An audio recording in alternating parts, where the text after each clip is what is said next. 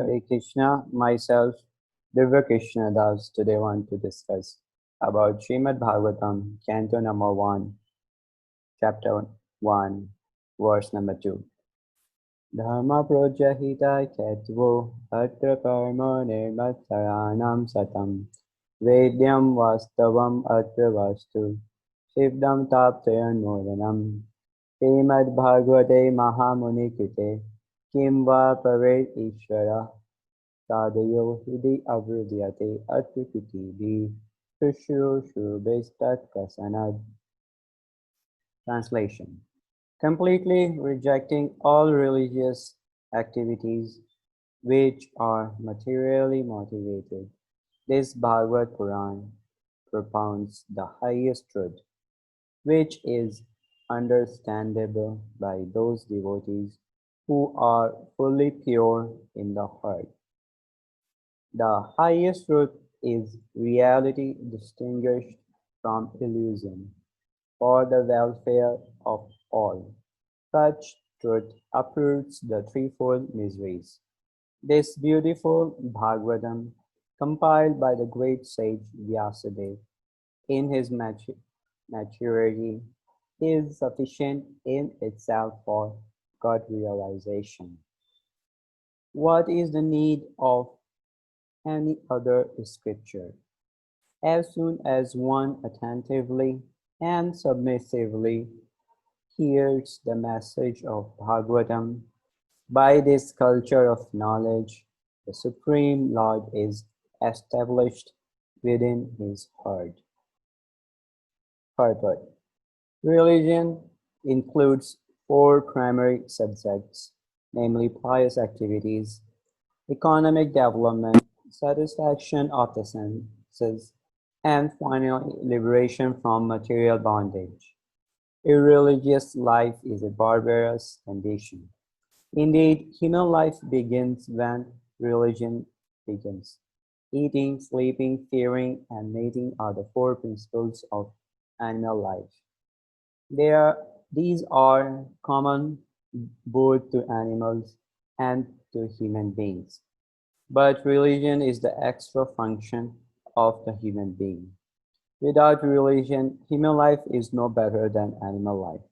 Therefore, in human societies, there is some form of religion which aims at self-realization and which makes reference to man's eternal relationship with God. In the lower stages of the human civilization, there is always competition to lord it over the material nature. Or in other words, there is a continuous rivalry to satisfy the senses. Driven by such consciousness, man turns to religion. He thus performs pious activities or religious functions in order to gain something material. But if such material gains are obtainable in other ways, the so-called religion is neglected. This is the situation in modern civilization. Man is thriving economically, so at present he is not very interested in religion. Churches, mosques, or temples are now practically vacant. Men are more interested in factory shops and cinemas than in religious places, which were erected by their forefathers. This practically proves that religion is performed for some economic gains. Economic gains are needed for sense gratification. Often, when one is baffled in the pursuit of sense gratification, he takes to salvation and tries to become one with the Supreme Lord. Consequently, all these states are simply different types of sense gratification. In the Vedas, the above-mentioned four activities are prescribed in the regulated way so that there will not be any undue competition for sense gratification. But Srimad Bhagavatam is transcendental to all these sense gratificatory activities. It is pure purely transcendental literature, which can be understood only by the pure devotees of the Lord who are transcendental to competitive sense gratification. In the material world, there is a keen competition between animal and animal, man and man, community and community, nation and nation. But the devotees of the Lord rise above such competitions. They do not compete with the materialists because they are on the path back to Godhead, where life is eternal and blissful. Such transcendentalists are non-envious and pure in heart. In the material world, everyone is envious of everyone else, and therefore there is competition.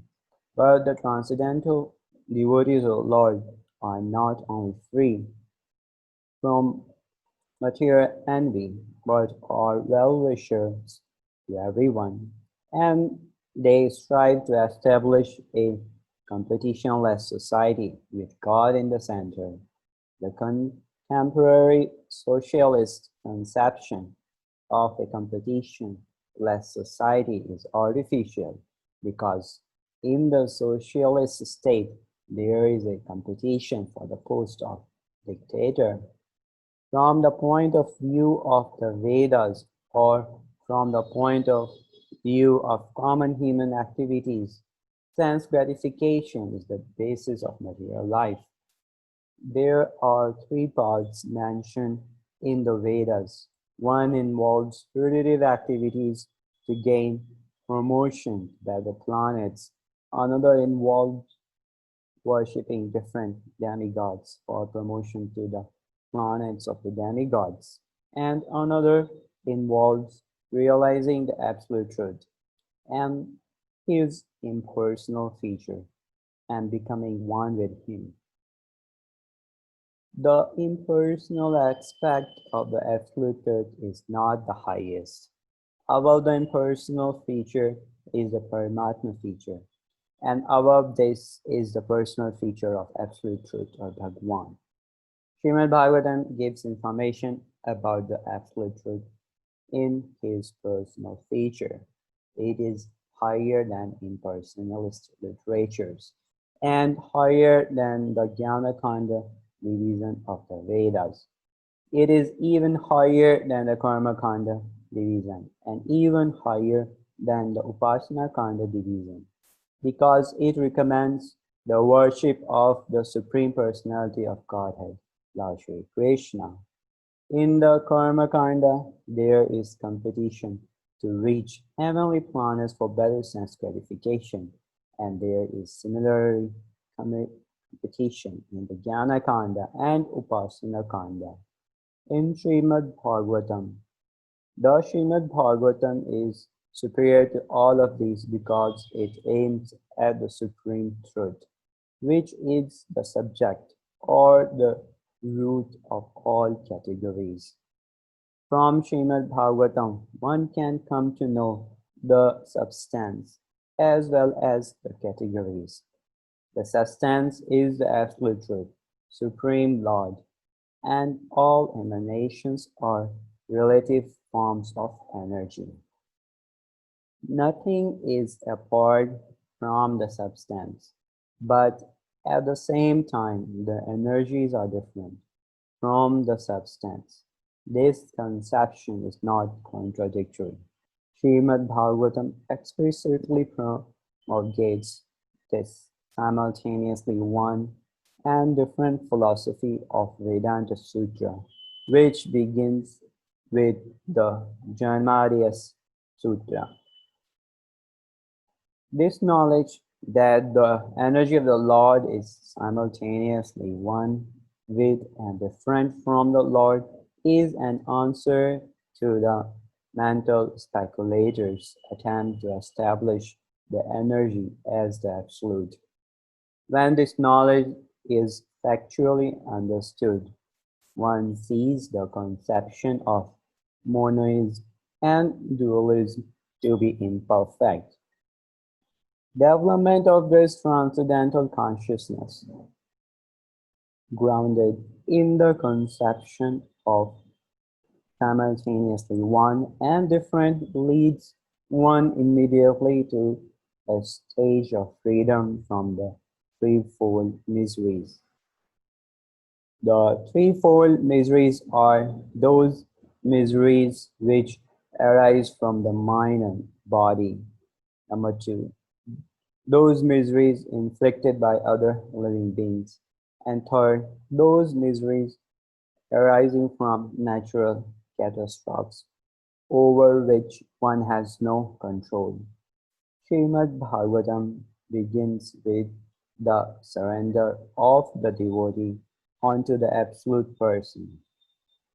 The devotee is fully aware that he is one with the Absolute and at the same time in the eternal position of servant to the Absolute. In the material conception, one falsely thinks himself the Lord of all he surveys, and therefore he is always troubled by the threefold miseries of life. But as soon as one comes to know his real position as transcendental servant, he at once becomes free from all miseries. As long as the living entity is trying to master material nature, there is no possibility of his becoming servant of the Supreme. Service to the Lord is rendered in pure consciousness of one's spiritual identity. By service, one is immediately free from material encumbrances. Over and above this, Srimad Bhagavatam is a personal commentation on Vedanta Sutra by Sri Vyasadeva.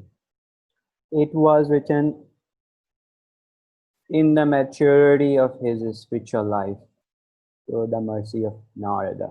Sri Vyasadeva is the authorized incarnation of Narayan, the personality of Godhead. Therefore, there is no question as to his authority. He is the author of all other Vedic literatures. Yet, yet he recommends the study of Srimad Bhagavatam above all others. In other Puranas, there are different methods set forth by which one can worship the demigods. But in the Bhagavatam, only the Supreme Lord is mentioned. The Supreme Lord is the total body, and the demigods are the different parts of that body. Consequently, by worshipping the Supreme Lord, one does not need to worship the demigods. The Supreme Lord becomes fixed in the heart of devotee immediately. Lord Chaitanya Mahaprabhu has recommended the Srimad Bhagavatam as the spotless Purana and distinguishes it from all other Puranas. The proper method for receiving this transcendental message is to hear it submissively, a challenging attitude, and not help one realize this transcendental message. One particular word is used herein for proper guidance. This word is shushusu. One must be anxious to hear this transcendental message. The desire to sincerely hear is the first qualification. Less fortunate persons are not at all interested in hearing the Srimad Bhagavatam. This process is simple. The process is simple, but the application is difficult. Unfortunate people find enough time to hear idle social and political conversations, but when invited to attend a meeting of devotees to hear Srimad Bhagavatam, they suddenly become reluctant. Sometimes professional readers of the Bhagavatam immediately plunge into the confidential topics of the pastimes of Supreme Lord, which they seemingly interpret as sex literature. Srimad Bhagavatam is meant to be heard from the beginning. Those who are fit to assimilate his work are mentioned in the shloka. One becomes qualified to hear Srimad Bhagavatam after many pious deeds. The intelligent person with thoughtful discretion can be assured by the great sage Vyasadeva that he can realize the Supreme Personality directly by hearing Srimad Bhagavatam. Without undergoing the different stages of realization set forth in the Vedas, one can be lifted immediately to the position of Paramhamsa simply by agreeing to receive this message. Thanks. This verse of Srimad Bhagavatam is very important, indicating the importance of Srimad Bhagavatam as a literature, which is also said in later verses as Amula Puran, or the nectar of all the Vedic literatures, because Srimad Bhagavatam explains the pastimes of Lord Sri Krishna, whereas other Puranas or other Vedas are involved in the fruitive activities and promote the fruitive activities by worshipping the demigods. This verse also indicates that those who want to transcend this material world should engage in reading Srimad Bhagavatam. Thank you.